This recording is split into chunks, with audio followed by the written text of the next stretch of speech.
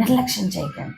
మనకు రోజు వర్తమానాలు వింటున్నాము, రోజు ఏదో రీతిగా మిమ్మల్ని వారంలో ఒక 2-3 సార్లు నేను వాక్యంతో మాట్లాడుతున్నాను, గద్దిస్తున్నాను, ఆదరిస్తున్నాను, బలపరుస్తున్నాను. మరి మాట వినాలి. బలులు అర్పించుట కంటే మాట వినుట శ్రేష్టము అని బైబిల్ చెప్తుంది.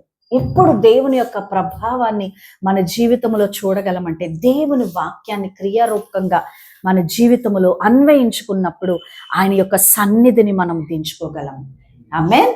కాబట్టి ప్రతిరోజు ప్రార్థన చేయండి. ఉదయము, సాయంత్రము, మధ్యాహ్నము ప్రార్థన చేయండి. మీకు ఎప్పుడు వీలుంటే అప్పుడు ప్రార్థన చేయండి. ప్రార్థనా పూర్వకంగా ఉండండి. ప్రభుకి స్తుతులు చెల్లించండి. తర్వాత వాక్యము చదవాలి. ఆమేన్. వాక్యాన్ని స్పష్టంగా చదవాలి. ఒకవేళ నేను చదవలేకపోతున్నానంటే ఆడియో బైబిల్స్ ఉన్నాయి, ఆడియో బైబిల్ పెట్టుకోండి. తర్వాత నావి యూట్యూబ్లో స్తుతులు ఉన్నాయి. నేను దగ్గర దగ్గర చాలా స్తుతులు నేను చెప్పాను, 100 స్తుతులు చెప్పాను. సో ఎప్పుడైనా టైం ఉన్నప్పుడు అది ఆన్ చేసుకున్నారనుకో, అట్లా సైలెంట్గా వెళ్తూ ఉంటుంది. మీరు దాంతోపాటు ఏకీభవిస్తూ మీరు వంట చేసుకోవచ్చు, పనులు చేసుకోవచ్చు. దానికి ఇబ్బంది ఏమి. దానికోసం మీరు సమయాన్ని ఏమి ప్రత్యేకంగా కేటాయించుకోవాల్సిన మీరు చేస్తున్న అనుదిన ఇవి చేస్తూనే నేను ఈ యొక్క 1000 స్తుతులు కూడా నేను చెప్పాలని అనుకుంటున్నాను. మొన్న 100 స్తుతులు వాగ్దానాలతో కూడిన 100 స్తుతులు యూట్యూబ్లో పెట్టాను.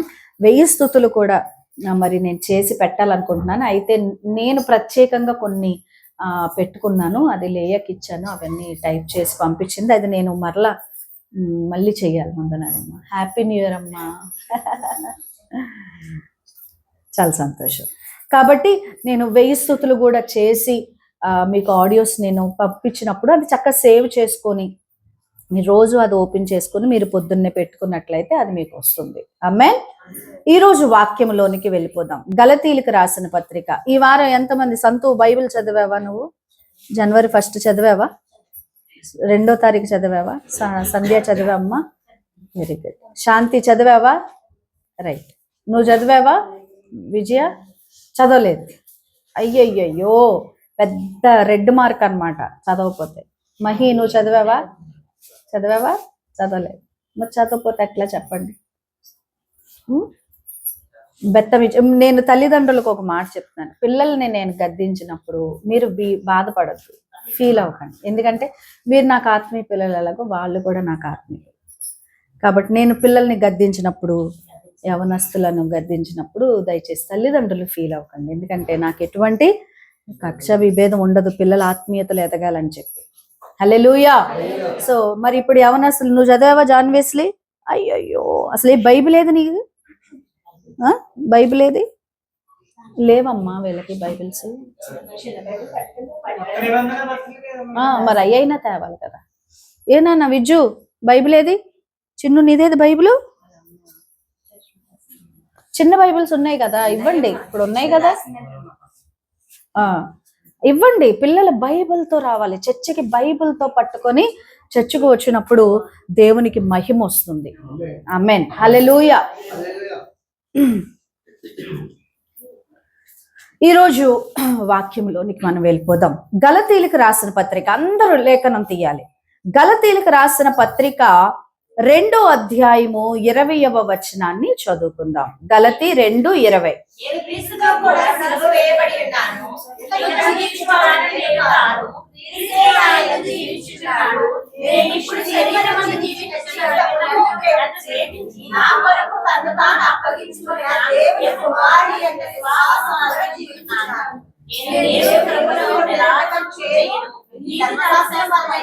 చాలు. హల్లెలూయా. 20వ వచనాన్ని మనం చదువుతున్నట్లయితే, నేను క్రీస్తుతో కూడా సిలువ వేయబడి ఉన్నాను, ఇకను జీవించువాడను నేను కాను, క్రీస్తే నా యందు జీవించుచున్నాడు. చప్పట్లు కొట్టి ప్రభునామాన్ని మహిమపడదామా.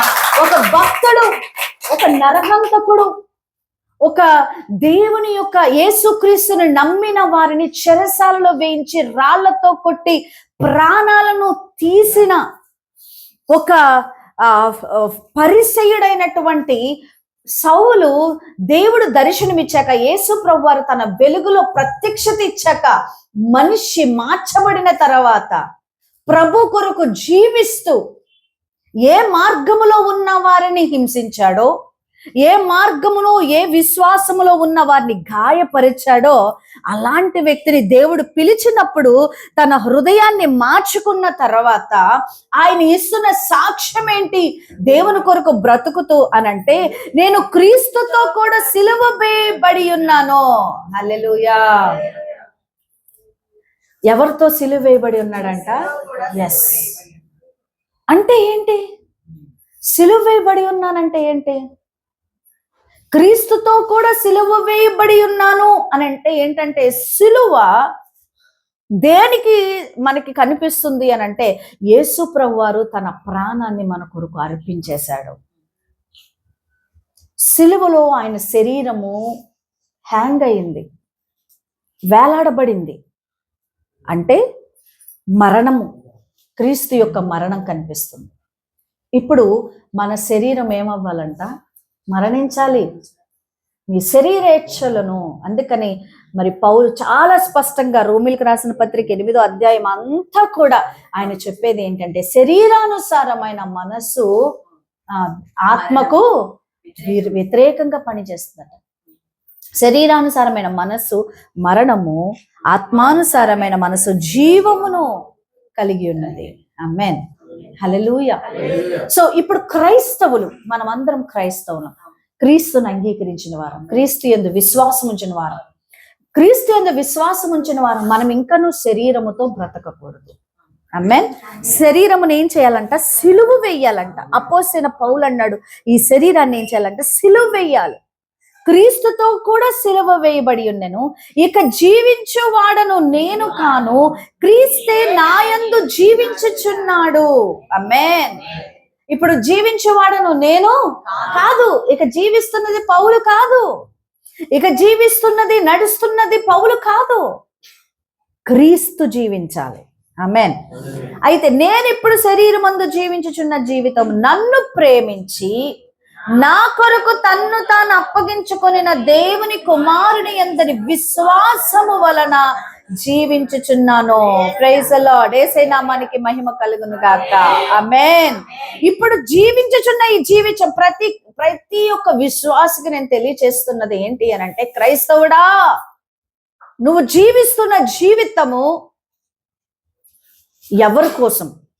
నీ జీవితాన్ని నువ్వు చూపిస్తున్నావా లోకానికి? క్రీస్తు జీవితాన్ని చూపిస్తున్నావా లోకానికి? హల్లెలూయా. హల్లెలూయా. యేసయ్య నామానికి మహిమ కలుగును గాక. ఆమేన్.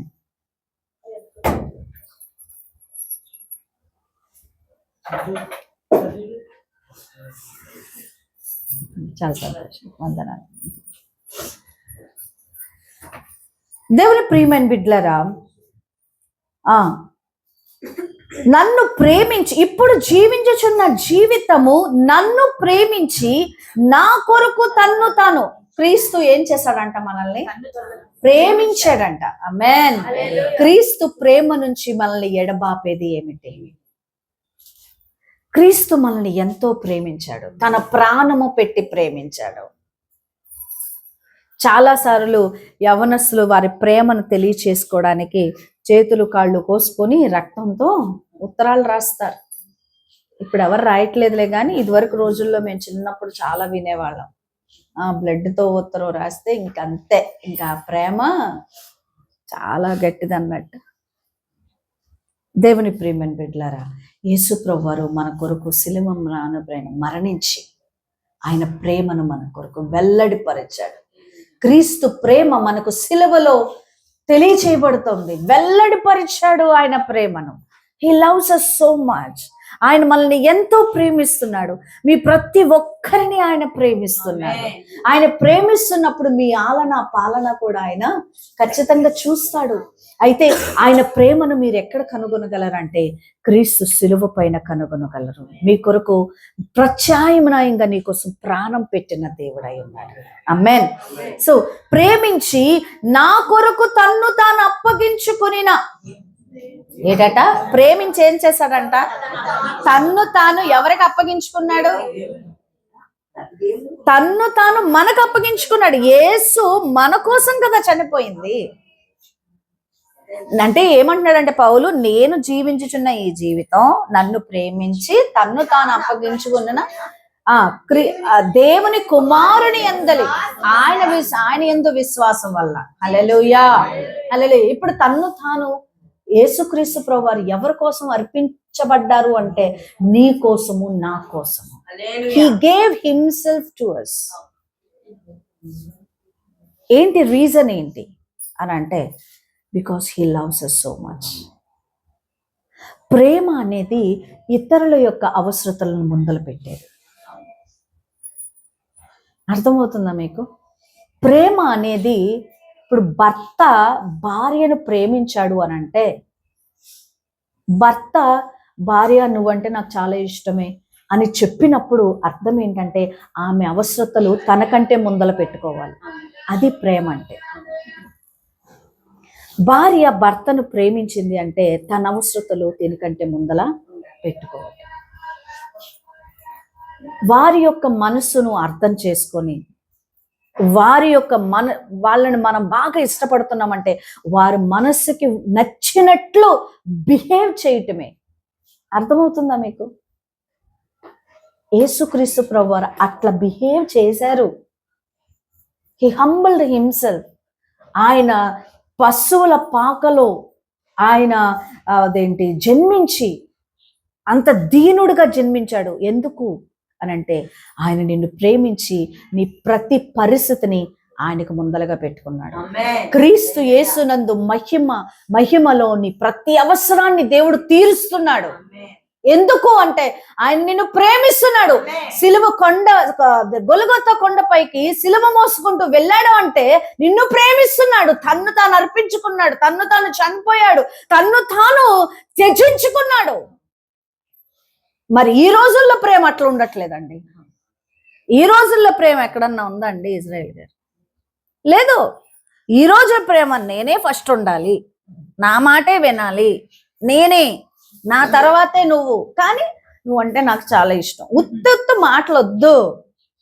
క్రీస్తు వెల్లడి క్రియారూపకంగా ఉండాలి.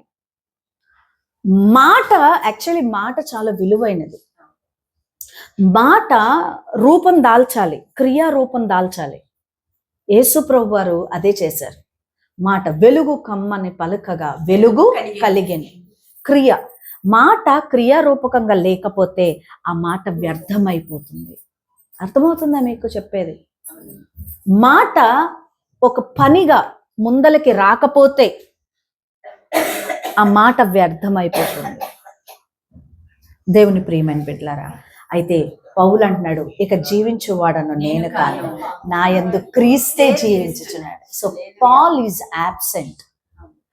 ఆ పాల్ అనే శరీరం, అపోసైన పౌలు యొక్క శరీరములో ప్రతిబింబించే వ్యక్తి ఎవరు అనంటే క్రీస్తు, క్రీస్తు, క్రీస్తు. ఈరోజు నీ శరీరములో, నీ యొక్క విశ్వాస జీవితంలో ప్రతిబింబించేది ఎవరు? నువ్వు జీవిస్తున్నావా? నీ జీవితం నువ్వు జీవిస్తున్నావా? ఆనందమై జీవిస్తుందా? ఆనందమై క్రీస్తుని చూపిస్తూ జీవిస్తుందా? ఇది చాలా ప్రాముఖ్యమైనది.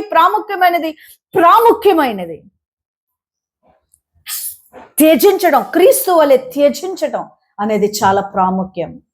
ఇఫ్ ఐ సే ఐ అనేది దేవుడు మోషేతో మాట్లాడుతున్నప్పుడు నీ పేరు ఏంటి, మరి నేను నా ప్రజలకు ఏం చెప్పాలి, నా సహోదరులకు ఏం చెప్పాలి అని అంటే దేవుడు అంటున్నాడు, నేను ఉన్నవాడను అనువాడు. ఇంగ్లీష్లో అంట I am that I am. నేను ఉన్నవాడను అనువాడనై ఉన్నాను అని అన్నాడు. అదే ఐ తీసుకొచ్చి మనిషి అప్లై చేసుకొని ఐ అంటే కుదురుతుందా? అది దేవునికే సాధ్యం, అది దేవుని వంతది. ఎందుకంటే ఆయన సృష్టికర్త అయిన దేవుడు. ఆయనతో మహిమను పంచుకునే వ్యక్తి ఈ భూలోకంలో ఎవ్వరూ లేరు. నీతిమంతుడు లేడు, ఒక్కడనూ లేడు, ఎవ్వరూ లేరు. హల్లెలూయా, హల్లెలూయా. దేవుని ప్రియమైన బిడ్డలారా, అయితే చాలా సులభంగా మీకు అర్థమయ్యే రీతిలో మన భాషలో ఈరోజు సిలువ వేయబడాలి, క్రీస్తును మనం చూపించాలి అని అంటే ఒక 3 గుణాలు మనలో ఉండకూడదు.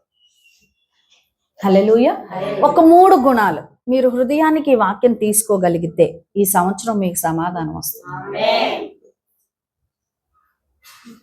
ఒక 3 గుణాలు మనం అర్థం చేసుకొని అరే మనకి వద్దు అని అనుకుంటే మన జీవితం సమాధానంగా వెళ్తుంది. ఎందుకంటే ఇది మొదటి ఆదివారం కాబట్టి ఈ విషయాలను మీకు తెలియజేస్తున్నాను. ఆమేన్. హల్లెలూయా, హల్లెలూయా. దేవుని ప్రియమైన బిడ్డలారా, చూద్దాం. మొట్టమొదటిగా అసలు మనం వద్దు, ఈరోజు వద్దు అనుకునే ఒక 3 గుణాలు మనిషికి సహజంగా ఉండేవి. మన పరిభాషలో, మనకు అర్థమయ్యే భాషలో మీకు చెప్పాలనుకుంటున్నాను. క్రీస్తుని చూపించాలి మనము అని అంటే మనము త్యజించుకొని, ఉపేక్షించుకొని, తగ్గించుకొని సిలువ వేయబడాలి అని అంటే 3 గుణాలు మనలో ఉండకూడదు. ఓకే, మొట్టమొదటి ఏంటంటే అందరూ నన్ను లక్ష్య పెట్టాలి. ఇది మన జీవితంలో అందరూ నన్నే లక్ష్య పెట్టాలి, అందరూ నన్నే చూడాలి, అందరి మధ్యన నేనే కనపడాలి. యూత్ పిల్లలు ఇప్పుడు అలాగే చేస్తున్నారుగా. ఎంతమందికి మంచిగా డ్రెస్ వేసేసుకొని చక్కగా అందమైన సెల్ఫీలు దిగి ఏం చేస్తున్నారు, స్టేటస్ లో పెట్టారు. స్టేటస్ లో పెట్టి పోనీ ఊరుకుంటారా, ఊరుకుంటారా? అరగంటకు ఒకసారి లేదా 5 నిమిషాలకు ఎంతమంది చూసారు, ఎన్ని లైకులు వచ్చినాయి, నన్ను చూసారా లేదా, నేను అందంగా ఉన్నానా లేదా, నా డ్రెస్ బాగుందా లేదా, అందరూ నన్ను చూసారా లేదా కదా. సంతు, నువ్వు పెట్టావా స్టేటస్ లో? పెట్టలేదా? ఆడపిల్లలు మీరు పెట్టారా? పెడతారు. దేవుని ప్రియమైన బిడ్డలు అందరూ, అసలు ఇది మనిషికి ఉన్న సహజ లక్షణం అండి. నన్ను లక్ష్య పెట్టాలి, అందరు నన్ను చూడాలి, అందరికి నేను కనపడాలి. నేను జనవరి 1కి క్రిస్మస్కి నేను వీడియో పోస్ట్ చేయందే అందుకు. ఐ డోంట్ వాంట్, అంటే నన్ను నేను కనపరచుకోవడం నాకు ఇష్టం లేదు. ఇంకా నా పరిధిలో, నా చిన్న సర్కిల్లో, నా యొక్క చిన్న పరిధిలో దేవుడు నన్ను ఎక్కడ ఉపయోగించుకుంటే అక్కడే నేను ఉపయోగపడాలి. 100 మంది చూసి లైకులు కొడితే ఏమి, నాకు I don't want to show my self. నేను అదే తీర్మానించి, అందుకే నేను పోస్ట్ చేయలేదు అసలు. హ్యాపీ న్యూ అదే వీడియో పోస్ట్ చేయలేదు నేను అసలు. దేవుని ప్రియమైన బిడ్డలారా, అందరూ నన్నే చూడాలి, నన్నే లక్ష్య పెట్టాలి. నన్నే లక్ష్య పెట్టాలి అనేది మానవునికి ఉన్న సహజ లక్షణము. ఆ లక్షణము పోతే సగం అహం వెళ్ళిపోతుంది. హల్లెలూయా, హల్లెలూయా. ఈ ఫస్ట్ ఆదివారం కాబట్టి ఇది మనకు వద్దు. ఇవి ఎందుకు ఇప్పుడు అందరిలో మనకు అనిపించేది, ఇట్స్ ఓకే. దేవుడు మనకి ఇచ్చిన చిన్న జీవితం, భార్య, భర్త, పిల్లలు, సంఘము, చక్కగా పని చేసుకుంటూ ముందుకు వెళ్ళిపోతే సరిపోతుంది. అవునా కదా? లేదు అని అంటే అందరూ చూడాలి, అందరూ నన్ను లక్ష్య పెట్టాలి, నేనే టాప్గా ఉండాలి, నేనే ఫస్ట్గా ఉండాలి, నేనే అన్ని ఎప్పుడైతే వస్తుందో అది మనల్ని గర్వానికి తీసుకువెళ్ళిపోతుంది, అహానికి తీసుకెళ్ళిపోతుంది. అప్పుడు స్వనీతి, భక్తి కనపరుచుకోవడానికి ముందరికి వెళ్ళిపోతాం. ఎప్పుడైతే మన భక్తిని మనం ప్రూవ్ చేసుకోవడానికి ముందరికి వెళ్తామో యేసు ప్రభువారు వెనక్కి వెళ్ళిపోతాడు. నువ్వు చూపించేది క్రీస్తుని కాదు, నిన్ను నువ్వు చూపించుకుంటున్నావు. దేవుని ప్రియమైన బిడ్డలారా, బైబిల్లో ఎవరన్నా ఉన్నారా ఇట్లా కనపరుచుకునే వాళ్ళు అని ఆలోచన చేస్తే ఒక వచనాన్ని మీకు చూపిస్తాను. అపోస్తల కార్యములు 8వ అధ్యాయము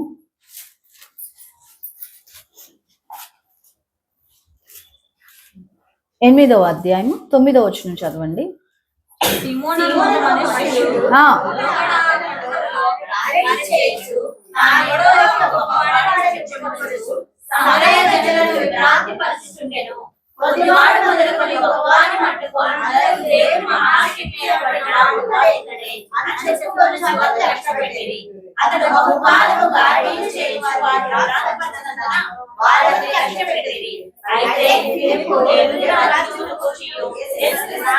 చాలు. హల్లెలూయా, హల్లెలూయా.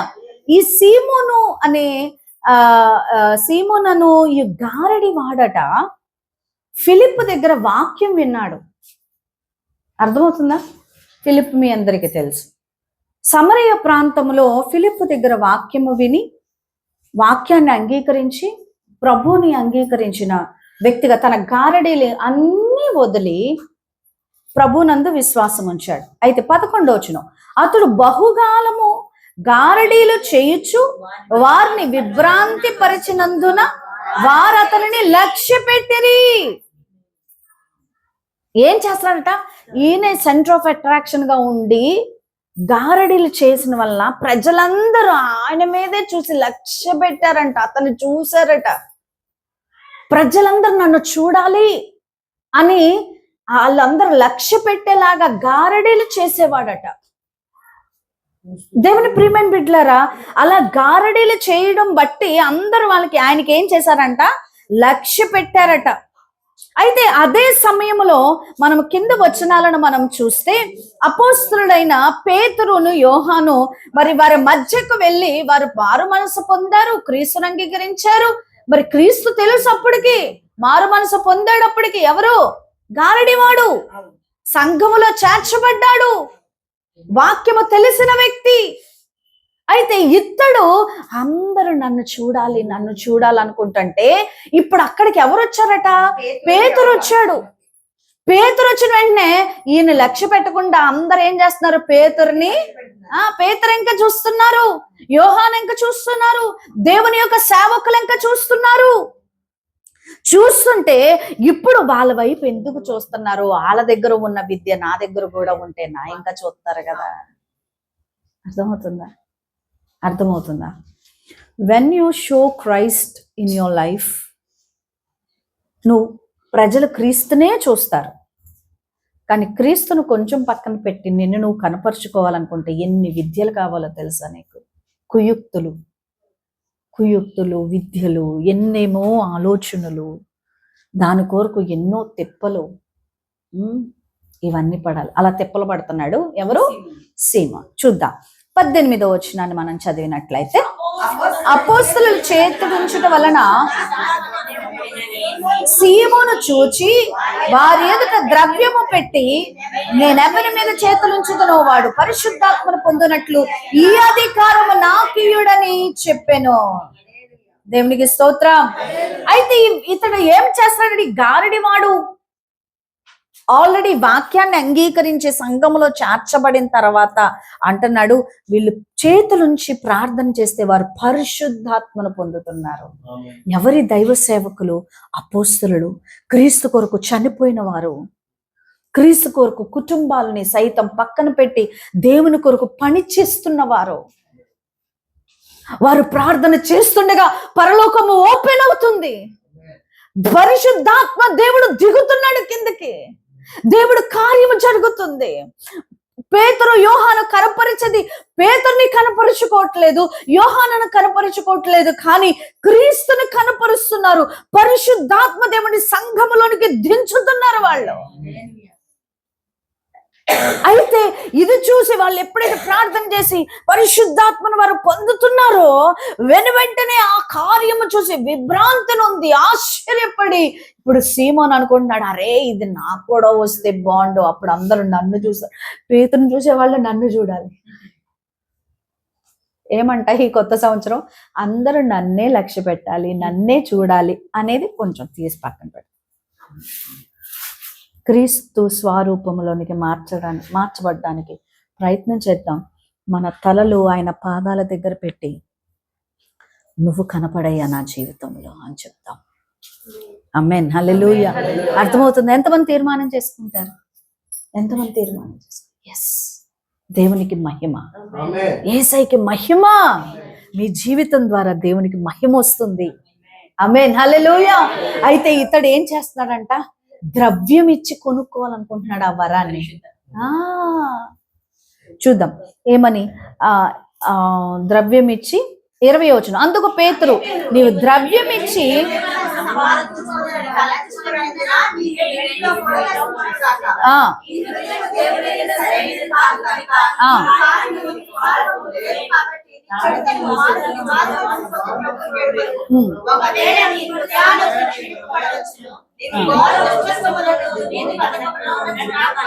చాలు, హల్లెలూయా. ఆల్రెడీ ఈయన మారు మనసు పొంది సంఘంలోకి వచ్చి సంఘంలో వాక్యాన్ని వింటున్నాడు, బలపరచబడుతున్నాడు, బాప్తిజం తీసుకున్నాడు, గారడీలు గీరడీలు మొత్తం మానేశాడు. కానీ ఇక్కడ పేతురు అంటున్న మాట ఏంటో తెలుసా? నీ హృదయము దేవుని ఎదుట సరి అయినది కాదు గనక ఈ కార్యమందు నీకు పాలు పంపులేదు. దేవుని యొక్క పనిలో ఉండాలి అనంటే దేవుని యొక్క చేతిలో ఒక భూషణ కిరీటంగా నువ్వు మార్చబడాలి. ఆయన చేతిలో ఒక ఆయుధంగా నువ్వు మార్చబడాలంటే హృదయం సరైనది ఉండాలి. హల్లెలూయా. హృదయము అన్నిటికంటే ఘోరమైన వ్యాధి కలిగినది బైబిల్ చెప్తుంది. నా జీవితంలో కూడా నేను ఎన్నోసార్లు నా హృదయాన్ని నేను అంచుకుంటా, ప్రభువా నువ్వు కనపడాలి, నీ కోసం నా హృదయాన్ని లేదా నా గుండెని తీసేనాయన. ఎట్లా అంటే ఒకరోజు ఇల్లు కొనిన తర్వాత అన్ని సర్దేసుకొని హాల్లో కూర్చొని ప్రేయర్ చేసుకుంటున్నాను. ప్రేయర్ చేసుకుంటే అబ్బా దేవుడు మంచి ఇల్లు ఇచ్చాడు అనుకుంటూ నా మనసులో ఇలాగే అనుకున్నా. అసలు నా అనేది లేదు ఇక్కడ, యేసు అంతే. ఆయన కృప వలన, ఆయన అనుగ్రహంతో నేను ఇక్కడ ఉంటున్నా. నా శక్తి కాదు, నా సామర్థ్యం కాదు, నా జ్ఞానం కాదు, ఏమీ కాదు. It's only by God's grace. సమస్త మహిమ దేవునికి. ఆమేన్. ఇంత కూడా ప్రభువా ఒకవేళ అట్లాంటిది ఏమన్నా ఏదో చిన్నగా రూట్ లాగా మొలిస్తే వెంటనే కట్ చేయి, వెంటనే. నేను దేవుడిని నేను సమర్పించుకుంటూ దేవునికి నేను అదే చెప్పాను. ఎప్పుడైతే ఆ అహము, ఆ గర్వము కొంచెం మొదలవుతుందో వెంటనే అపవాది చోటు చేసుకొని పెద్ద మొక్క పెంచేస్తుంది గుండెల్లో. అది దేవునికి ఇష్టం కాదు. Let's all please Jesus. దేవుణ్ణి ఘనపరచడానికి ఆయన్ని సంతోషపెడదాం. ఆమేన్. యేసయ్యని సంతోషపెడదాం. మనం అందరం యేసయ్యని సంతోషపెట్టడానికే మనం ఇక్కడికి వచ్చి ఉన్నాం. ఆమేన్. సో ద్రవ్యం ఇచ్చి పరిశుద్ధాత్మను కొనుక్కోవాలన్నప్పుడు పేతురు ఫస్ట్ మాట అన్నది ఏంటంటే నీ హృదయము సరి అయినది, దేవుని ఎదుట సరి అయినది. ఫస్ట్ది దేవుని ఎదుట సరి అయినది కాదు, రెండవది చెడుతనము చేస్తున్నాడు ఆయన. వాక్యము పట్ల, సంఘము పట్ల, పరిశుద్ధాత్మ పట్ల చెడు అభిప్రాయం కలిగి ఉన్నాడు. ద్రవ్యముతో దేవుని యొక్క ఆత్మను కొనుక్కోలేం. చెడుతనమును మానుకొని మారు మనస్సు నొంది ప్రభువుని వేడుకొనుము అంటే పేతురు దృష్టిలో ఈయన ఇంకా మారు మనసు పొందల. హల్లెలూయా. వాక్యం విన్నారా? వినాలి. పేతురు దృష్టిలో మారు మనసు ఇంకా పొందల. ఇలాంటి వారిని పేతురు అంటున్నాడు, ఓ నువ్వు మారు మనసు ఇంకా పొందలేదయ్యా, నీ దుష్టత్వము కనిపిస్తుంది ఇక్కడ, నీ యొక్క ధనముతో పాటు నువ్వు నశించునుగాక అంటున్నాడు. నీ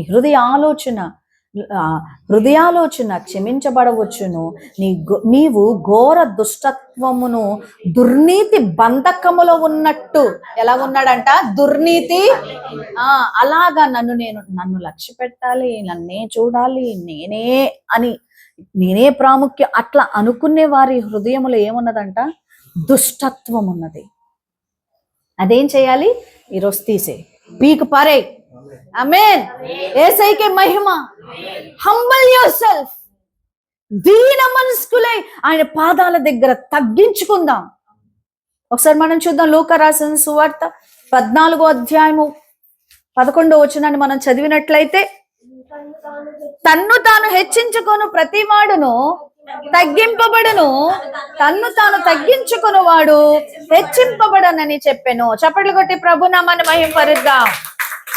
చదువుతారా ఈ వాక్యము? తన్ను తాను హెచ్చించుకొను ప్రతివాడు. లూకా సువార్త 14:11, 14:11. కంటత పట్టండి నాన్న, ఇలాంటి వాక్యాలు కంటత పట్టండి, అండర్లైన్ చేసుకోండి. ఈ ఆదివారం చక్కగా కంటత పట్టండి. 11, తన్ను తాను హెచ్చించుకొనువాడు ప్రతి వాడును తగ్గింపబడును, తన్ను తాను తగ్గించుకున్నవాడు హెచ్చింపబడను. Whoever humble themselves, they'll be exalted by God. దేవుడు హెచ్చిస్తాడండి, దేవుడు ముందలు పెడతాడండి. ఆయనకు తెలుసు ఎప్పుడు నేను హెచ్చించాలో, అపోస్తులను ఎప్పుడు హెచ్చించాలో, అపోస్తులు ఎప్పుడు చెరసాలకు వెళ్ళాలో దేవుడికి తెలుసు. క్రీస్తు కొరకు బంధకములను అనుభవించిన దైవ సేవకులు ఎంతో మంది ఉన్నారు. ఈరోజు ఈ ఉదయకాల సమయం మొట్టమొదటిగా క్రీస్తుతో మనం సిలువ వేయబడాలి అని అంటే మనలో అందరూ నన్నే లక్ష్య పెట్టాలి, నన్నే చూడాలి అనేది తీసి పక్కన పెట్టేద్దాం. క్రీస్తుకు స్థానం ఇద్దాం. యేసయ్యను చూడాలి, నాలో యేసయ్యను చూడాలి. దాని కొరకు నేను ఎంతైనా తగ్గించుకుంటా. ఆమేన్, హల్లెలూయా. We have to show Christ. ఆమేన్. అది మొట్టమొదటిది. రెండవది వినాలనుకుంటున్నారా? వినాలనుకుంటున్నారా? రెండవది, అన్ని నేను అనుకున్నట్టే జరగాలి. హల్లెలూయా. అమ్మో, ఇది చాలా danger. When expectation arises there comes ఏంటంటే డిసప్పాయింట్మెంట్. మనకి అన్ని మనం అనుకున్నట్టే జరగాలి. జరుగుతాయా? కానీ జరగమని తెలిసినా జరగాలనే కోరుకుంటాం. ఇంట్లో అయినా, నేను ఇంట్లో అయినా, సమాజంలో అయినా, మన వ్యక్తిగత జీవితాల్లో అయినా, మరి ముఖ్యంగా యవనస్తులు బాగా అనుకుంటారు నేను అనుకున్నట్టే జరగాలి. దానికి అమ్మా నాన్న ఏమన్నా అంటే ఏమంటారు? నీకేం తెలుసే, నీకేం తెలుసు, ఇంకేం తెలుసు అంటారు. అన్ని మనం అనుకున్నట్టే జరగాలి.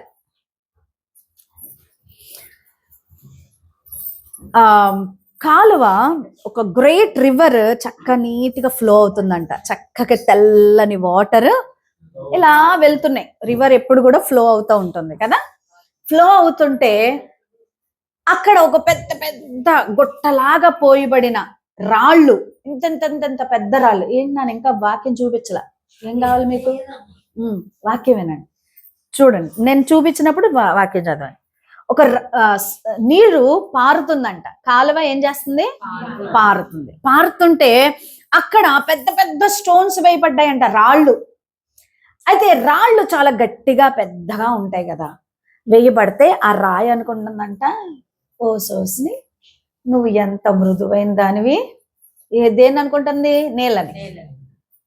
నువ్వు ఎంత తెల్లగా ఉంటే మాత్రం, ఎంత స్వచ్ఛంగా ఉంటే మాత్రం, నా మీదకి ఎంత వచ్చి కొడితే మాత్రం నేను అరుగుతానా, పెరుగుతానా? నాకున్నంత గట్టితనం నీకున్నదా? ఇట్ట అంటే నువ్వు చేతిలోకి రాలేవు, ఇట్టంటే చేతిలోకి రాలేవు, నీకు ఒక రూపం లేదు, ఏమీ లేదు, నన్ను పట్టుకుంటావా నువ్వు అని చెప్పి అనుకుంటుందంట. అలా అనుకుంటా ఉంటుంటే ఆ నీరు ఏమనుకోవట్లేదంట. నువ్వెన్నన్నా అనుకో, నేను పారుతానే ఉంటానని తన పని అది చేసుకుంటానే ఉందంట. చేసుకుంటుంది. తర్వాత ఒక 100 రోజుల తర్వాత వెళ్ళి చూస్తే పెద్ద పెద్ద రాళ్ళు చిన్న రాళ్ళగా అయిపోయినాయంట. ఎప్పుడు మనం అనుకుంటూ ఉంటాం మనం చెప్పేదే కరెక్ట్, మన వాయిసే గట్టిగా ఉండాలి. లేకపోతే కుటుంబంలో కూడా అంతే, పిల్లల విషయంలో, భార్య భర్తల మధ్యన విషయంలో కూడా అంతే. నా మాట గెలవాలంటే నా మాట గెలగాలి. నేను అనుకున్నట్టే జరగాలి అని అంటే జరుగుతుందా? జరగదు. మనం చదువుకున్నప్పుడు ఎన్ని గ్రహాలు ఉన్నాయి చెప్పండి? ఎన్ని గ్రహాలు ఉన్నాయి? 9 నవగ్రహాలు అంటాం కదా. ఇప్పుడు పిల్లల్ని అడుగుదాం, ఎన్ని గ్రహాలు ఉన్నాయమ్మా? ఎన్ని గ్రహాలు ఉన్నాయి? 8. ఏమంటున్నారు వీళ్ళు? మీరేమంటున్నారు? వాళ్ళు ఏమంటున్నారు? అమ్మా ఎన్ని గ్రహాలు ఉన్నాయి సంతు? 8. మరి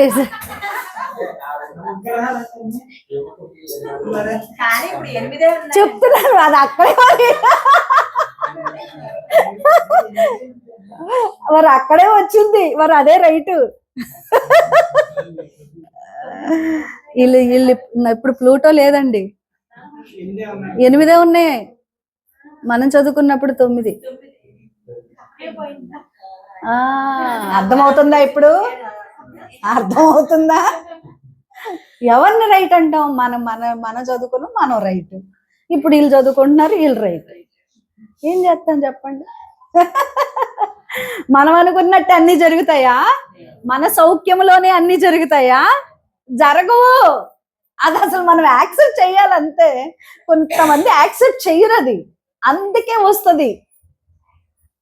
అందుకే మనం సాటిస్ఫై అవ్వలేం. డిస్కరేజ్మెంట్, వెంటనే డిస్కరేజ్మెంట్. ఎక్స్పెక్టేషన్ ఎక్కడ ఉంటుందో అక్కడ డిస్కరేజ్మెంట్ ఖచ్చితంగా ఉంటుంది. అందుకే ఎక్స్పెక్ట్ చేయదు. Let God's will done. ఎన్ని తలచినా ఏది అడిగినా జరిగేది నీ చిత్తమే ప్రభువా, జరిగేది నీ చిత్తమే. నీ వాక్కుకై వేచి ఉంటిని, నా ప్రార్థన ఆలకించుమా ప్రభువా, నా ప్రార్థన ఆలకించుమా. నీ తోడు లేక, నీ ప్రేమ లేక ఇరలోన ఏ ప్రాణి నిలవలేదు. నీ తోడు లేక, నీ ప్రేమ లేక ఇరలోన ఏ ప్రాణి నిలవలేదు. అడవి పువ్వులే నీ ప్రేమ పొందగయసయా, అడవి పువ్వులే నీ ప్రేమ పొందగా, నా ప్రార్థన ఆలకించుమా ప్రభువా, నా ప్రార్థన ఆలకించుమా. ఎన్ని తలచినా ఏది అడిగినా జరిగేది నీ చిత్తమే ప్రభువా, జరిగేది నీ చిత్తమే. హల్లెలూయా, హల్లెలూయా. అన్ని మనం అనుకున్నట్టే జరగాలి అంటే జరగదు. జరగవు అనే సత్యాన్ని మనం యాక్సెప్ట్ చేయాలి. మీరు ట్రైన్ బుక్ చేసుకున్నారు, ఇప్పుడు సెకండ్ ఏసీలో ఎక్కాలనుకున్నారు.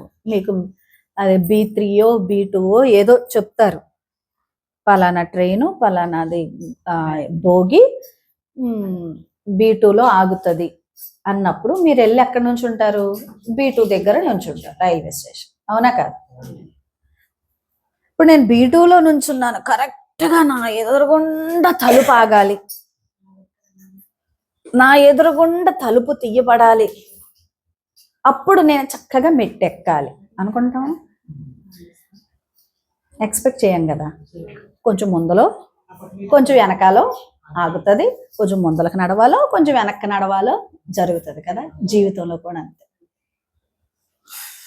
నీ భర్త నువ్వు అనుకున్నట్టే ఉండాలంటే ఉండడు, నీ భార్య నువ్వు అనుకున్నట్టే ఉండాలంటే ఉండదు, నీ పిల్లలు అసలు నువ్వు అనుకున్నట్టే ఆనుముత్యాలాగా, అసలు ఆ పిల్లోడు చూడు ఈ పిల్లోడు చూడు, ఉండరు ఉండరు.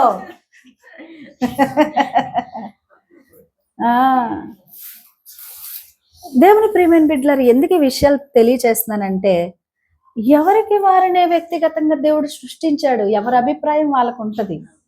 నీ అభిప్రాయమే వాళ్ళలాగా వాళ్ళకి ఉండాలంటే కుదరదు. వాళ్ళకి వేరే తమ్ముంది, వాళ్ళకి వేరే ఇది ఉంది. నీలాగే వాళ్ళు కూడా మనుషులే, నేను కూడా మీలాంటి మనిషినే, మీరు కూడా నాలాంటి మనుషులే. నేను చెప్పినట్టే మీరు చెప్పినట్టే నేను అని కుటుంబంలో అనుకుంటే కుదురుతుందా? కుదరదు. మనం అనుకున్నట్టే అన్నీ జరగవు. ఎందుకనంటే అనుకున్నట్టే అన్నీ జరిగితే ప్రార్థనకి అవసరత ఏమొచ్చింది? ప్రార్థనకి అవసరత ఏముంటది? నేను అనుకున్నట్టు జరిగేసి నేనే చేసేసుకుంటా ఉంటే దేవుడి మీద ఆధారపడాల్సిన అవసరం ఏమీ లేదు. దేవుని చిత్తం కొరకు కనిపెట్టాల్సిన అవసరం ఏమీ లేదు. ఆయన ఎలా గీస్తే అలాగే. హల్లెలూయా. నేను అనుకున్నట్టు నా జీవితంలో ఏమీ జరగలేదు. ఇక దేవుడి చిత్తంకి లోబడి ఓకే ఓకే అనుకుంటా ముందరికి వెళ్ళడమే. హల్లెలూయా, హల్లెలూయా. ఉదాహరణకి ఒక ట్రైన్ ఉంది అనుకోండి, మీ అందరికీ తెలుసు అమ్మా, తెలుసు కదా ట్రైన్. వెనకాల ఎవరు ఒక అతను జెండా ఊపుతా ఉంటాడు. ఎవరతను? గాడ్. అవునా కదా? ట్రైన్ వెనకాల చివరుండి పచ్చ జెండా ఊపుతూ ఉంటాడు. చాలాసార్లు దేవుడు మనము అలాగే అనుకుంటాం. దేవుణ్ణి మనం అలాగే అనుకుంటాం. మనల్ని ఎప్పుడు కాపాడుతూ ఉండాలి, దొంగల నుంచి కాపాడుతూ ఉండాలి, సమస్యలు రాకుండా కాపాడుతూ ఉండాలి, మనల్ని ఎప్పుడు గాడ్ చేస్తూ ఉండాలి. పని ఆయన అనమాట. ఆయన దేవుడు ఏంటంటే కాపాడదు, కాపాడదు. ఆయన ఏంటంటే మనల్ని గాడ్ చేస్తూ ఉండాలని మనం ఎప్పుడు అనుకుంటాం. మరికొంతమంది విశ్వాసులు ఉంటారు, వాళ్ళు దేవుణ్ణి ఇంజిన్ దగ్గర చూస్తారు. హల్లెలూయా. నిజమైన నామకార్థ క్రైస్తవులకి నిజమైన క్రైస్తవులకు ఉన్న వ్యత్యాసం ఇది. వెనకాల పెట్టరు, వెనకాల గాడ్ చేయండి, కాపాడండి ముందల ఇంజిన్ ఎక్కడ ఉంటది? ముందర ఉంటది. ఆయన ఆ ఇంజిన్ ఎటు నడిస్తే హల్లెలూయా, అది అలా ఉండాలి. మనం యేసుని మనం ఇంజిన్ గా పెట్టుకుందాం. ఇక ఆయన ఎటు నడిపిస్తే అటు నడవ. నా ఇష్టం, నేను ఇటువైపు దొరికితే అటువైపు. నువ్వు ఓడిపోతావు, నువ్వు అవమానించబడతావు, నువ్వు నిందించబడతావు. వాస్తవంగా మనం ఓడిపోతాం. ఏది మనం అనుకున్నా, అందుకనే భక్తుడు రాశాను, నువ్వు ఎన్ని తలచినా ఏది అడిగినా ఆయన చిత్తం జరుగుతుంది. హల్లెలూయా. బైబిల్లో ఇలాంటి ఒక వ్యక్తి మనకు కనిపిస్తున్నాడు. చూద్దాం. లూకా రాసిన సువార్త 18వ అధ్యాయం. లూకా రాసిన సువార్త 18వ అధ్యాయం 18వ వచనం నుంచి. ఒక అధికారి ఆయన్ని చూచి,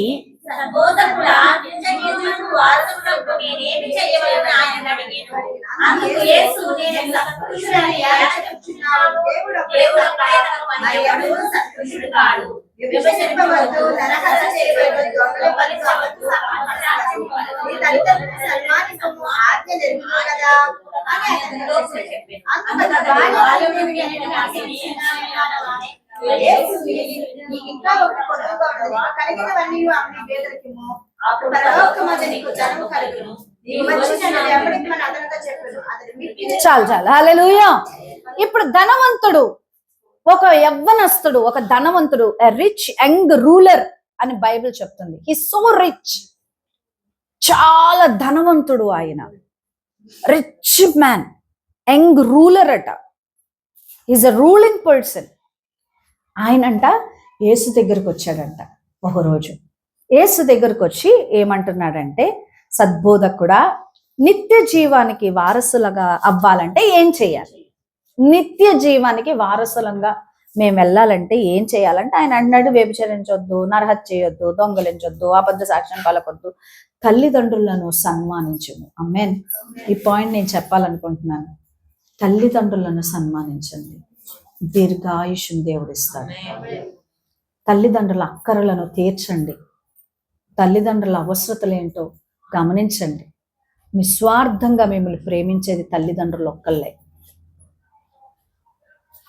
యవనస్తులతో చెప్తున్నాను, ఆడపిల్లలతో మరి ముఖ్యంగా, ఆ అబ్బాయి ఈ అబ్బాయి అనుకుంటూ తల్లిదండ్రుల మాటను పక్కన పెడితే నీ భవిష్యత్తు ఆశీర్వాదకరంగా ఉండదు. ఆ మగ పిల్లలకు కూడా చెప్తున్నా, ఇక్కడ సంతు ఒకడే అవనస్తున్నారు, ఇంకా వీళ్ళకి ఇంకా వయసు రాదు. ఆ అమ్మాయి ఈ అమ్మాయి అనుకుంటూ, లేకపోతే వాళ్ళ మీదకి వీళ్ళైతే ఫోన్స్ మీదకి, టెక్నికల్ వాటి మీదకి, ఏదో తల్లిదండ్రుల మాట వినండి. నీకు తల్లి, నీకు తండ్రి, వారిని ఏం చేయాలంట? సన్మానించాలి. దేవుని ప్రేమను బిడ్డలారా, తల్లి తండ్రిని ఎప్పుడైతే సన్మానిస్తామో మన పిల్లలని దేవుడు దీవిస్తాడు. 4 తరాల వరకు దేవుడు దీవెన చేస్తాడు. అబ్రహాము మెల్కీజెదెక్ దగ్గర ద్రాక్షరసమును రొట్టెని తీసుకున్నాక 10వ భాగం ఇచ్చిన తర్వాత సర్వోన్నతుడైన దేవుని చేత ఆశీర్వదించబడ్డాడు. ఆమేన్. హల్లెలూయా. ఎంతవరకు ఆశీర్వదించాడు? తరతరాలను ఆశీర్వదించాడు. అబ్రహాంతో ఆగిపోలా ఆశీర్వాదం. ఇస్సాకుకు వచ్చింది, యాకోబుకు వచ్చింది, మరి 12 మంది పిల్లలకు వచ్చింది. వాళ్ళ ద్వారా ఇజ్రాయేల్ జనాంగానికి ఈ రోజుకి యెరూషలేమా నిన్ను దీవించు వారు వర్ధిల్లుతారు. దీవెన నిలిచిపోతుంది. మనము చనిపోతాం, మనము వెళ్ళిపోతాం, మనం దేవుని దగ్గర ఉంటాం, కానీ మన పిల్లలు పిల్లలు పిల్లలు దేవుడు ఆశీర్వదిస్తాడు. కాబట్టి ఈ రోజు మనం ఏం చేస్తున్నాం అనేది చాలా ప్రాముఖ్యమైనది. మనతోనే వెళ్ళిపోతుంది అని అనుకోవద్దు, మన పిల్లలకి మిగిలిపోతుంది అది. హల్లెలూయా. నువ్వు నీ తల్లిదండ్రుల్ని ఎలాగైతే చూస్తున్నావో నీ పిల్లలు అది చూస్తారు, నేను గమనిస్తారు. They are the imitators of parents. పేరెంట్స్ని చూస్తారు వాళ్ళు. అందుకని చాలా కాన్షియస్గా ఉండాలి, చాలా కాన్షియస్గా ఉండాలి. భార్య అయినా భర్త అయినా చాలా కాన్షియస్గా ఉండాలి. హల్లెలూయా. ఏమన్నాడు? తల్లిదండ్రులకును సన్మానింపుము, ఆజ్ఞలు ఎరుగుదము కదా అని అతనితో చెప్పాడు. అందుకు అతడు బాల్యం నుండి వీటన్నిటి అనుసరించినాను కదా అని అంటున్నాడు. అయితే ఇప్పుడు యేసు అన్నాడా, నువ్వు బాల్యం నుండి చేస్తున్నావా? నీకు ఇంకొకటి కొదువుగా ఉన్నది. హల్లెలూయా. ధనవంతులకి నచ్చని పదం ఏదైనా ఉంది అంటే కొదువ. ధనవంతులకి నచ్చని పదం ఏంటంటే కొదువ. ఇది నీకు ఇంకా కొదువ. నాకేటి, నాకు అన్నీ ఉన్నాయి. ఇలా రమ్మంటే పన్నోళ్ళు వస్తారు, అలా వెళ్ళమంటే వెళ్ళిపోతారు. నేను ఈ బజారులో ఏం కొనుక్కోవాలనుకుంటే అది కొనుక్కోగలను, ఏది తినాలనుకుంటే అది తినగలను. అందులో ఈయన చాలా భక్తిపరుడయ్యా. తల్లిదండ్రులు సన్మానిస్తున్నాడు, వ్యభిచరించట్లేదు, అబద్ధం ఆడట్లేదు, దొంగతనం చేయట్లేదు, ఎంతో నీతిమంతుడిగా కనిపిస్తున్నాడు. కానీ యేసుప్రభు వారు అన్నారు, నీకు ఒకటి కొదువుగా ఉన్నది. అది ఏంటంటే నీ ధనమును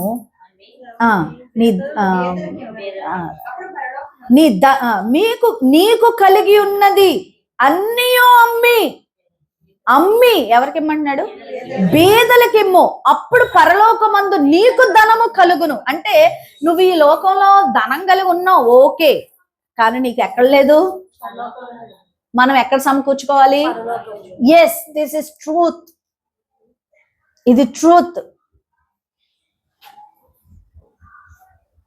దేవుని ప్రియమైన బిడ్డలారా, నాకు గవర్నమెంట్ ఇంటికి లోన్ ఇచ్చింది. అదే నేను చర్చ్ కట్టుకుంటానంటే లోన్ ఇస్తుందా?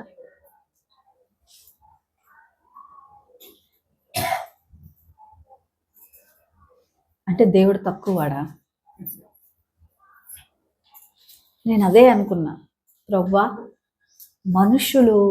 మనుషులు కట్టుకోవడానికి ఇస్తున్నారు, కానీ దేవా నీకు ఆలయం కట్టుకోవడానికి ఒక్కళ్ళన్నా లోన్ ఇస్తే నేను తీసుకొని స్థలం కొందాము, తీసుకొని చర్చ్ కడదాము అని ఎంతో నేను ఆశపడితే ఎవ్వరెవరట, చర్చిలకు ఎవ్వరెవరట తీసుకోవడానికి. అనుకున్నాను అప్పుడు, ప్రభువా పరలోకములో నీ సన్నిధానములో నాకు స్థానం ఉన్నట్లు ఇక్కడ తరతరములు నిన్ను ఆరాధించడానికి ఒక నివాస స్థలం ఏర్పరచాలి ప్రభువా. నీ గుడారము నేను ఏర్పరచగలగాలి. అది నా శక్తి మీద కాదు, నీ శక్తి మీద నేను ఆధారపడి నేను అడుగుతున్నాను. ఇది ఎట్లా చేస్తావో మాకు తెలియదు, నువ్వు కార్యం జరిగించు ప్రభువా. హల్లెలూయా. ఈ సంవత్సరం నా మొదటి రిక్వెస్ట్ అదే. యేసే నామానికి మహిమ కలుగును గాక. ఆయన అన్నాడు, బేదలకిమ్ము, అప్పుడు పరలోకమందు నీకు దళము కలుగును, నీవు వచ్చి నన్ను వెంబడించు. హల్లెలూయా. బేదలకి ఇచ్చి ఏమంటున్నాడు? నన్ను వెంబడించు. అప్పుడు యవ్వనస్తుడి యొక్క ఎక్స్ప్రెషన్ చూద్దాం. అందుకు అతడు మిక్కిలి ధనవంతుడు గనుక ఈ మాటలు విని మిక్కిలి వ్యసన పడగా యేసు అతను చూచి, ఆస్తి గలవారు దేవుని రాజ్యంలో ప్రవేశించుట ఎంతో దుర్లభము, ధనవంతుడు దేవుని రాజ్యంలో ప్రవేశించుట సూది బెజ్జములో ఒంటె దూరట కంటే సులభమని చెప్పెను. ఏంటదా? సూది బెజ్జములో ఒంటె దూరటైనా సులభం అవుతుంది, కానీ అంటే ధనము ఎక్కడ ఉండునో మనసు ఎక్కడ ఉంటది? ఇప్పుడు మన మనసు ఎక్కడ చుట్టూ తిరగాలి? దేవుని చుట్టూ తిరగాలి. అది నేనని. హల్లెలూయా. It's okay. ధనము కలిగి ఉండడం, ఆ ధనాన్ని మనం దేవునికి ఉపయోగిస్తాం, ఆ ధనాన్ని ప్రభుకి అర్పిస్తాం, ఆ ధనాన్ని ప్రభు పరిచర్యకు ఉపయోగిస్తాం. మనం అలా ఉపయోగించి మన క్రీస్తుని వెంబడించాలి. అది దేవుడు నచ్చుతుంది. అంతే తప్ప అంతా వెనక్క పెట్టుకొని ఈ చిన్నవాడు యవనస్తుడు ఏమన్నా చిన్న బుచ్చుకొని వెళ్ళిపోయాడంట. దేవుని ప్రియమైన బిడ్డలారా, అన్ని ఆయన అనుకున్న సౌఖ్యంలో జరగాలంటే జరుగుతాయా? జరగవు. ఈ యవనస్తుడికి జరగలంట, వెళ్ళిపోయాడని. అర్థమవుతుందా? అందుకని అన్ని నేను అనుకున్నట్టు జరుగుతాయి అని అనుకోవద్దు. దేవుడి చిత్తం జరుగుతుంది అని వదిలేయటమే. హల్లెలూయా, ఇట్స్ ఓకే అని వదిలేయాలి అంతే. ప్రభువా నీ చిత్తం. There proves we are human and he is God. అక్కడే మనం మనుషులమని మనం గుర్తిస్తాం, దేవుడు అని గుర్తిస్తాం. సో అన్ని మనం అనుకున్నట్టు జరిగితే మనం దేవుళ్ళం అవ్వం. హల్లెలూయా, హల్లెలూయా. మొట్టమొదటిది ఏంటి? అందరూ నన్నే లక్ష్య పెట్టాలి, అది వదిలేయాలి. రెండవది అన్ని నేను అనుకున్నట్టే జరగాలి, జరగవు. కాబట్టి ఖచ్చితంగా దేవుడి చిత్తానికి విధేయత చూపిస్తే దేవుడు నడిపించుకుంటాడు, దేవుడు కార్యము చేస్తాడు. రెండవది. మూడవది మన పరిభాషలో మాట్లాడుతున్నా, నేను చెప్పిందే కరెక్ట్ అని అనుకోవటం మానేయాలి. అవునా కదా? నేను చెప్పిందే కరెక్ట్ అంటాం, ఏం చేయాలి? మానేయాలి. నేనే కరెక్ట్, నేను చెప్పిందే కరెక్ట్. ఎంతమందికి ఉంటుంది ఇట్లా? అందరికి ఉంటుంది, పిల్లలకు కూడా ఉంటుందండి. వాస్తవంగా చెప్పాలంటే పిల్లలకు కూడా, పిల్లలకు కూడా ఉంటుంది ఈ యాటిట్యూడ్. ఐఎమ్ రైట్, నేనే కరెక్ట్. ఎస్, అంతే. లేదు నువ్వు ఇలాగా అని ఎట్లీస్ట్ ఫ్రెండ్స్ మధ్యలో పోరా, నీతో ఎవడు ఫ్రెండ్షిప్ చేస్తాడు? నీతో ఎవరు ఫ్రెండ్షిప్ చేస్తాడు? సరే, ఒక మాట చెప్తా. నువ్వు పెళ్ళైన కొత్తలో అద్దెకెళ్ళావు, భార్య భర్తలు ఇద్దరు కూడా చక్కగా ఒక ఇంటికి అద్దెకెళ్ళారు. ఇప్పుడు ఓనర్లు వచ్చి అంటారు, అమ్మ మేకులు కొట్టొద్దు, గోడలు పాడు చేయొద్దు, మేకులు కొట్టొద్దు అన్నారా? అద్దెలకి వెళ్ళిన వాళ్ళకి తెలుస్తుంది బాగా, అంటారు కదా. ఇప్పుడు వీళ్ళు చక్కగా ఎదిగి వీళ్ళు సొంతగా ఇల్లు కొనుక్కున్నారు. 10 సంవత్సరాల తర్వాత ఇల్లు కొనుక్కొని ఏమనుకుంటున్నారంటే, అద్దెకిద్దాము, మనం వేరే ఊర్లో ఉంటున్నాం కదా అని అద్దెకిస్తున్నారు. ఇప్పుడు వాళ్ళు ఏమంటారు? మరి 10 సంవత్సరాల క్రితమేమో నిన్ను కొట్టుకు గోడక మేకే కొట్టుకోకపోతే ఇంక మేము ఎట్లా హ్యాంగ్ చేసుకోవాలి, బాగానే ఉంది అని వాళ్ళకి తెలియకుండా ఏం చేస్తాం? మేకలు కొడతాం. నువ్వు వానరమ్మ అయిన తర్వాత ఆ అద్దెలకు వచ్చిన వాళ్ళని ఏమంటావు? మేకలు కొట్టొద్దండి, పాడు చేయొద్దండి, వైర్లు ఉంటాయండి లోపల అంటావా లేదా? అభిప్రాయం ఏమైపోయింది? మరి నువ్వే అది, మళ్ళీ నువ్వే. పిల్లలు స్కూల్కి వెళ్ళకపోతే కర్రిచ్చుకొని వెనకాల కొట్టి స్కూల్కి పోతా. అదే నువ్వు. నీకు పిల్లలకి పెళ్ళిళ్ళు చేసిన తర్వాత మనవళ్ళు పుడతారు, ఆడి ఎల్లనంటాడు, శివుడు గార్చుకుంటా పలక పట్టుకొని అంటాడు. అప్పుడు పోనీలేవే వెళ్ళపోతాను ఈరోజు. అమ్మమ్మలు తాతయ్య నాయనమ్మలు ఏం చేస్తారు? పోనీలేవే, ఏమైందంటే ఇప్పుడు నువ్వు కొట్టావు, నువ్వు నన్ను కొట్టావు స్కూల్కి వెళ్ళకపోతే, ఇప్పుడు నేను కొడుతుంటే నన్ను అడ్డగిస్తానావా? ఒకే మనిషి, అభిప్రాయం మారిపోయింది. పగలు ఇప్పుడు ఉంది, సాయంత్రానికి రాత్రి అయిపోద్ది. అవునా కదా? పగలు వెంటనే ఏమొస్తుంది? రాత్రి వస్తుంది. రాత్రి వెంటనే ఏమొస్తుంది? రాత్రే ఉంటది అనుకోవద్దు. మళ్ళీ పగలు వస్తుంది, వెలుగు వస్తుంది మన జీవితంలో. హల్లెలూయా. కాబట్టి మనం అనుకున్నదే కరెక్ట్ కాదు, అది ఎదుటి వాళ్ళకి అది కరెక్ట్ కాదేమో. నీకు కరెక్ట్ అయితే అయి ఉండొచ్చు, అది ఎదుటి వారికి కరెక్ట్ కాదేమో. వాళ్ళు అనుకున్నదే కరెక్ట్ అని నీ దగ్గర మాట్లాడుతున్నారేమో. కుటుంబంలో కూడా అదే చెప్తుంది. ఎక్కడైనా ఫ్రెండ్స్ మధ్యన, ఫ్యామిలీ మధ్యన, భార్య భర్తల మధ్యన, అక్క చెల్లెల మధ్యన, అన్న తమ్ముల మధ్యన ఇది ఎంత అన్యాయం అండి అంటారా లేదా? అంటాడా? ఇది ఎంత అన్యాయం అండి. చూసారా మరి, చూసారా ఇంట్లో అన్న తమ్ముల మధ్యన, అక్క చెల్లెల మధ్యన ఇది ఉంటది ఖచ్చితంగా. నేనే రైట్, నేనే కరెక్ట్. ఒక రోజంట ఒక ఆవిడ చక్కగా, మరి ఇప్పుడు మొన్న వచ్చింది, జనవరి వచ్చింది కదా, 31 రాత్రి ఏం చేశారు, ఈ ఊరంతా ఏం చేశారు, ముగ్గులేసేసి బై 2025 వెల్కమ్ 2026 అని రాశారా? చాలా మంది రాస్తారు. బై 2025 వెల్కమ్ 2026 అని 2026 అని రాసిందంట ఒక చెల్లి. రాస్తే ఒక అన్న రోడ్డు మీద వెళ్తూ, ఏంటి చెల్లి 2026 అని, అదేంటి అది అట్లా 2026 కాకుండా 2029 అని రాసేవేం చెల్లి అన్నాడంట. ఏమన్నాడు? 6 అని రాయకుండా 9 అని రాసేవేం చెల్లి అన్నాడంట. నీకు 9 లాగా కనిపిస్తుందా ఏంటి, నేను 6 రాశాను ఎక్కడ అంటే, నీకు అర్థం కావట్లేదా, 9 రాసావు అంటున్నాడంట. ఏమంటున్నాడు అప్పుడు చెల్లి? ఏమంటుంది? నేను 6 రాసా, నేనే కరెక్ట్ అంటుంది. ఆడంటున్నాడు, బుద్ధి లేదా, నువ్వు 9 రాసావు, నేనే కరెక్ట్ అంటున్నాడు. అది ఈ చెల్లి చెప్పింది రైట్ అన్నది ఎప్పుడు అర్థమవుతుంది? నువ్వు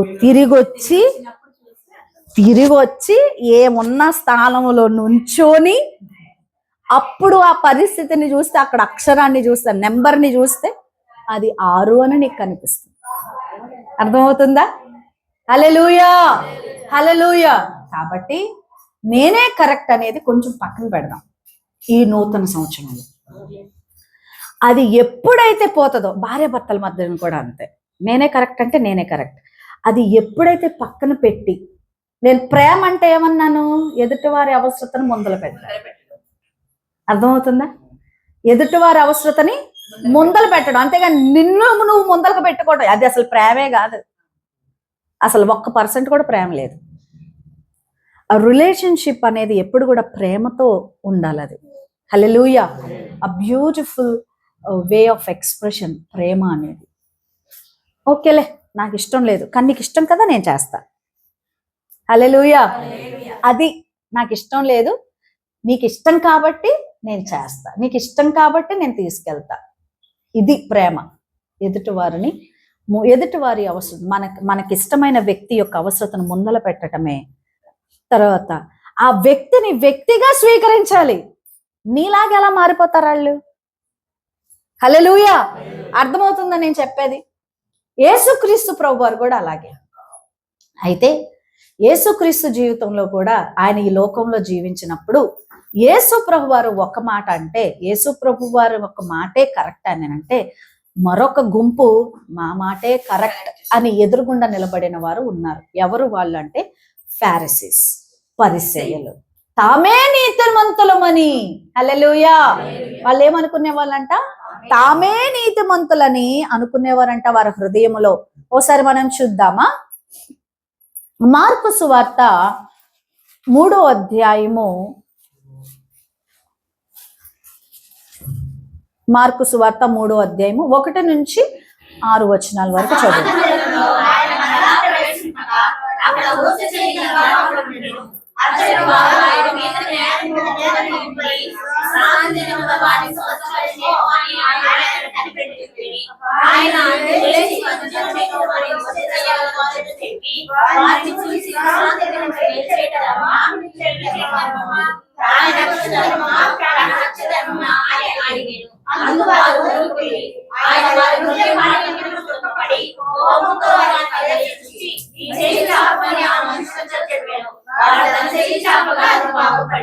హల్లెలూయా. సమాజ మందిరంలో ఇప్పుడు ఇక్కడ ఎవరున్నారు? పరిసయ్యులు ఉన్నారు, యాజకులు ఉన్నారు, పరిసయ్యులు ఉన్నారు. అయితే వీరు చూడండి, ఒక నేరము మోపవలనని విశ్రాంతి దినమున వారిని స్వస్థపరచునేమోనని కనిపెట్టుచున్నారంట. దేనికి కనిపెడుతున్నారు? యేసు ప్రభు మేలే కదా చేసేది, మేలు చేస్తాడు కదా, కానీ వీళ్ళకి విశ్రాంతి దినము రోజున ఏ పని చేయకూడదు. అది వాళ్ళకి కరెక్ట్. వ్యభిచారంలో పట్టబడిన స్త్రీని రాళ్లతో కొట్టడం అనేది పరిసయ్యుల యొక్క కరెక్ట్ లా, అది నియమం. కానీ యేసు ప్రభు ఏం చేశాడు? రాయితో కొట్టకుండా ఇక పాపం చేయక జీవించని చెప్పి ఆమె శాపాన్ని యేసు ప్రభు వారు శిలువ పైన వేసుకున్నాడు. ఇది పరిసయ్యులకు అర్థమైందా? అర్థం కాదు. ఎక్కడి వరకు అర్థం కాలేదో తెలుసా? యేసు ప్రభుని హింసించి ముళ్ళ కిరీటం పెట్టి గుద్ది, ఓ బ్లాస్ఫీమో, దెయ్యములు పట్టినవాడు, బెయిల్జెబూల్ ఆత్మ పట్టినవాడు అనేంత వరకు కూడా, నిందించే వరకు కూడా వారు వెళ్ళిపోయారు. అందుకనే వారి హృదయ కాఠిన్యాన్ని చూసి ఏమంటున్నాడంటే, కాఠిన్యమునకు దుఃఖపడి కోపముతో వారిని కలయ చూచి నీ చేయి చాపుమని ఆ మనుషునితో చెప్పాను.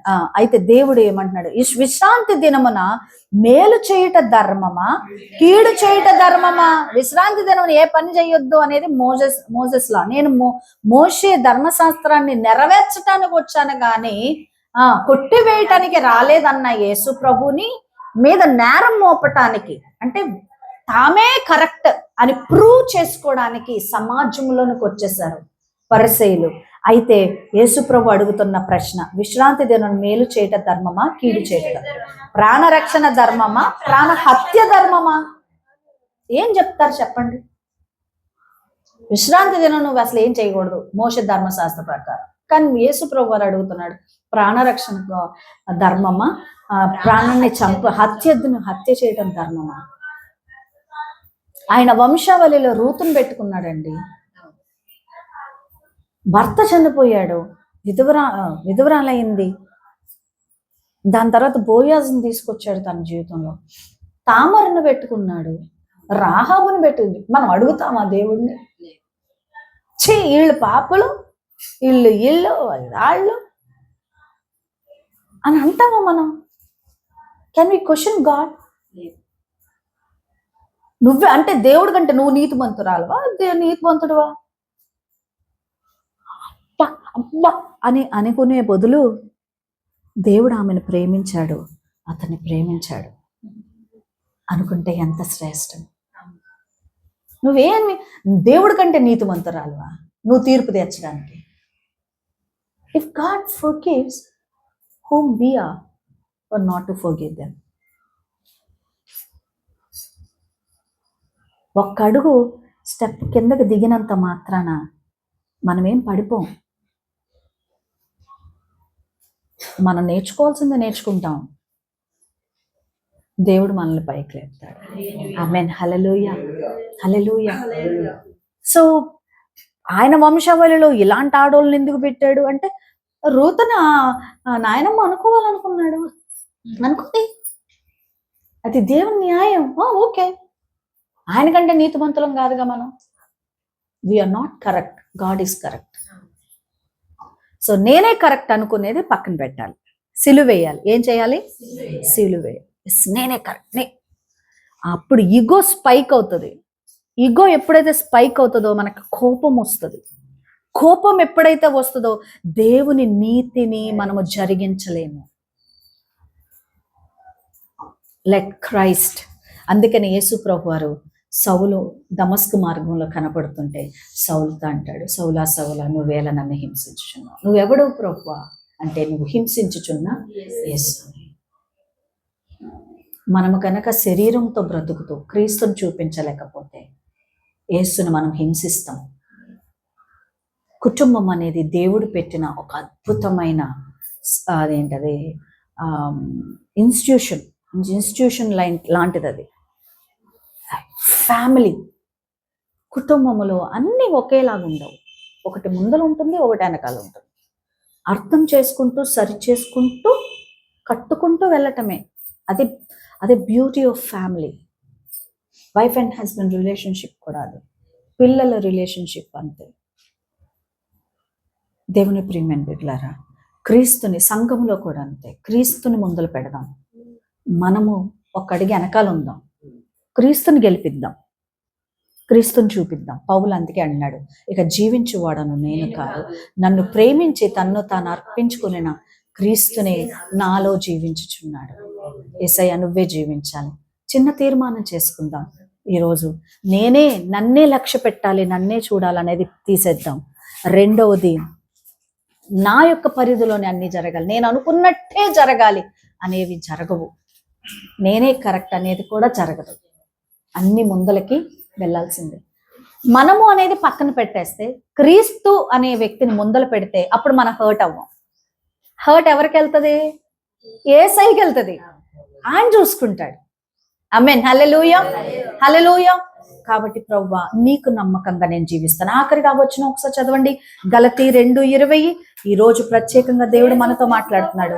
నేను క్రీస్తుతో కూడా సిలువ వేయబడి ఉన్నాను, ఇకను జీవించువాడను నేను కాను, శరీరమందు జీవించుచున్న జీవనము నన్ను ప్రేమించి నా కొరకు తను అప్పగించుకొనిన దేవుని కుమారుని యందలి విశ్వాసము వలన జీవిస్తున్నాను. ఎస్, ఇకపై జీవించువాడను నేను కాదు. చెప్పండి, ఇకపై జీవించువాడను నేను కాను, కానీ క్రీస్తే నా యందు జీవించుచున్నాడు. ఆమేన్. నేను క్రీస్తుతో కూడా సిలువ వేయబడి ఉన్నాను. నేను అనే వ్యక్తిని సిలువ వేయబడి ఉన్నాను. ఇక కనపడేది క్రీస్తే.